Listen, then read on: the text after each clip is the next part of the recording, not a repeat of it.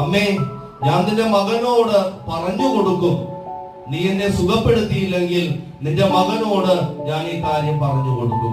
ഈ കുഞ്ഞിന്റെ ഇത്ര ഉറക്കെയുള്ള സ്വരത്തിലുള്ള ഈ ഒരു പ്രാർത്ഥന അല്ലെങ്കിൽ ഈ ഒരു കരച്ചിൽ അവിടെ ഉണ്ടാകുന്ന എല്ലാ മക്കളുടെയും കണ്ണ് നിറക്കുന്നതായിരുന്നു. കാരണം വീൽ ചെയറിൽ ഇരുന്നുകൊണ്ട് ഈ കുഞ്ഞ് പറഞ്ഞ ഇത്ര മാത്രമാണ്, നീ എന്നെ സുഖപ്പെടുത്തിയില്ലെങ്കിൽ നിന്റെ മകനോട് ഞാനത് പറഞ്ഞു കൊടുക്കും. സ്നേഹം നിറഞ്ഞവരെ, പിന്നെ നമ്മൾ കാണുന്നത് അത്ഭുതമാണ്.